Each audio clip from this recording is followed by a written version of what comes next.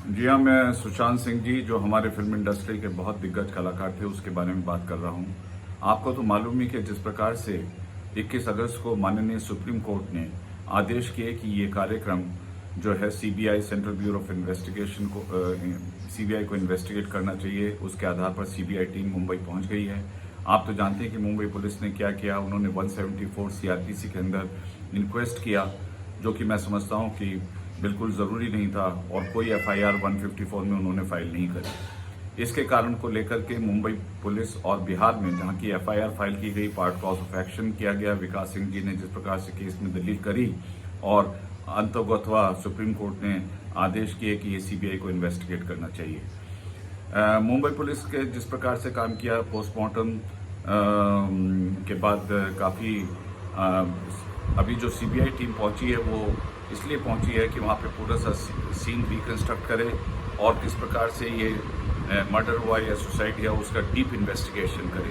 उन्होंने तमाम एविडेंस अपने हाथ में ले लिए हैं और मुंबई पुलिस के बारे में तो आप जानते ही हैं कि किस प्रकार से ये इन्वेस्टिगेशन शुरू हुआ।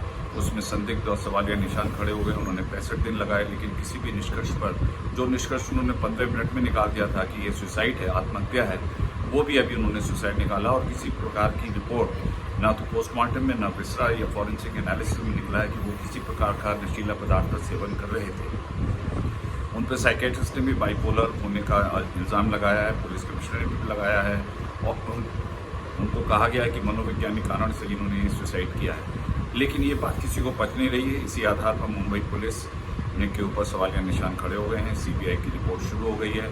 जिस प्रकार से महेश भट्ट और रिया चक्रवर्ती के बीच में व्हाट्सएप के जो एक्सचेंज हुए हैं, जिस प्रकार से महेश भट्ट ने जिस दिन वो वहाँ पे घर छोड़ के गई थी 8 जून को, आपने लिखा कि तुम आप अपना पीछे मत देखना, और उसने भी महेश जी को लिखा कि मैं यहाँ से निकल चुकी हूँ और मूव ऑन करने का उन्होंने सजेशन दिया। बोले आपके पिताजी बड़े खुश होंगे। तो एक बड़े उन्होंने जो फिल्म में उनको आयशा बोलते थे, उसी अंदाज में उन्होंने, जो कि जलेबी फिल्म थी, आयशा से नाम से उनको एड्रेस किया।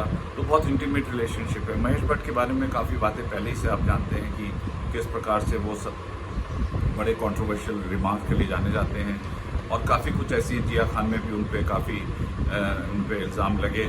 तो इस प्रकार से ये बिल्कुल ऐसा लग रहा है कि ये सुसाइड नहीं है, बल्कि एक सोची समझी षड्यंत्र है।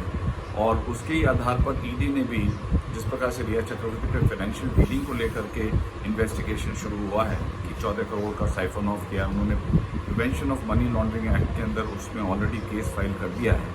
और अभी पता लगा कि 4-4.5 लाख का कोई अकाउंट नहीं मिल रहा है, जो चार्टर्ड अकाउंटेंट के साथ कन्वेंस करके फंड मिसमैनेजमेंट किया गया है, अपने हाथ में पूरा कंट्रोल लिया, नौकरों को बदला। इस प्रकार से चाबी वाले ने वो अंदर नहीं आने दिया, और जो लिगेचर मार्क्स हैं जो गले में लगाए गए हैं वो उन पर भी सवालिया निशान उठ चुके हैं। तो हर प्रकार से, हर तरीके से, हर दिशा से, चौतरफे रूप से अगर देखा जाए तो कहीं से भी आत्महत्या इसलिए नहीं दिखाई दे रही कि सुशांत सिंह के भविष्य के बारे में सोच रहे थे। वो चांद पे ज़मीन उन्होंने खरीदी और उनके एक 50 बकेट लिस्ट थी जिसमें वो फ्यूचर के बारे में अपना करना चाहते थे। लेकिन वो संवेदनशील, पढ़े लिखे, मेधावी, इंजीनियरिंग स्टूडेंट, साइंस के स्टूडेंट, एस्ट्रोनॉमी के स्टूडेंट, तो कहीं से भी ये नहीं लग रहा कि जिस प्रकार से उनका मुस्तकबिल था वो सुसाइड करेंगे। तो इसको लेकर के ये लग रहा है कि भाई हो सकता है महाराष्ट्र सरकार किसी विशेष परिस्थिति के कारण इसका इन्वेस्टिगेशन नहीं करना चाहती। पारदर्शी रूप से कोई ऐसी बात नहीं निकले जिससे महाराष्ट्र सरकार के ऊपर कहीं सवालिया निशान खड़े हो जाएं। कुछ लोग अटकल लगा रहे हैं, नारायण राणे साहब, उनके बेटे, कि आदित्य ठाकरे उस रात को पार्टी में थे और वहाँ पे भी उनका बताया जा रहा है, लेकिन वो काफ़ी चीज़ें ढक रही है। महाराष्ट्र पुलिस इस प्रकार के इल्ज़ाम लगाए जा रहे हैं और इस प्रकार का मुझे लगता है इंप्रेशन पूरे दुनिया में है। तो अगर सचमुच में कोई छुपाना नहीं है तो फिर क्या डरना। हाथ कंगन को आरसी क्या, पढ़े लिखों को फारसी क्या। तो मुझे लगता है कि महाराष्ट्र पुलिस को पूरा सहयोग देना चाहिए। अब सीबीआई रिकंस्ट्रक्ट कर रही है पूरे उसको, और उसमें पठानी जी जो एक्यूज बन चुके हैं उनके ऊपर इन्वेस्टिगेशन किया जा रहा है, रिया चक्रवर्ती का। क्योंकि अभी देखिए डिफरेंस ये है कि महाराष्ट्र पुलिस तो 174 में इन्वेस्टिगेट कर रही थी, लेकिन अब सीबीआई जो है क्रिमिनल इन्वेस्टिगेशन कर रही है। तो जब क्रिमिनल इन्वेस्टिगेशन होता है उसका प्रोसीजर्स अलग होते हैं। अब लिगेचर मार्क्स कैसे आए हैं, अब वो जो एविडेंस थे वो भी डिस्ट्रॉय हो सकते हैं, क्योंकि 65 दिन हो गए हैं लगातार। तो जो क्रूशियल एविडेंस है उनका 30 दिन तक जो है घर खाली रखा गया, उसको सील नहीं किया गया। इसके अलावा जो डॉक्टर जिन्होंने पोस्टमार्टम किया वो लीव पे चले गए हैं। इसके अलावा तमाम जो दिशा सालियान का कोविड को लेकर के 2 दिन बाद किया गया, दिशा सालियान की भी जो सुसाइड है उसको लेकर के भी उसको जोड़ा जा रहा है। तो मुझे लगता है सीबीआई के दायरे में दोनों का इन्वेस्टिगेशन होना ज़रूरी है और सत्यता पर पहुंचना जो है वो मुझे लगता है लाजमी है, क्योंकि ये देश का प्रश्न है।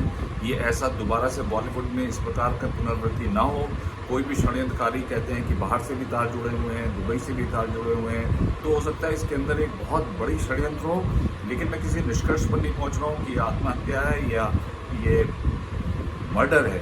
तो ये सीबीआई ही पता करेगी, लेकिन मेरा सीबीआई से आपके चैनल प्राइम न्यूज़ के माध्यम से अनुरोध है कि बहुत अविलंब इसका इन्वेस्टिगेशन समाप्त करें और जो सच्चाई है वो देश के सामने लाएं, क्योंकि पूरा देश नहीं, पूरा विश्व और हम लोग फिल्म फ्रेटर्निटी के लोग ये इंतज़ार कर रहे हैं कि सीबीआई एक सच बहुत जल्दी से दुनिया के सामने लाएगी और दूध का दूध पानी करेगा, और जो भी व्यक्ति इसमें इन्वॉल्व है, जिसने भी दुस्साहस किया, उसको कड़ी से कड़ी सजा मिले, चाहे वो कितनी ऊंचे पद पर आसीन हो।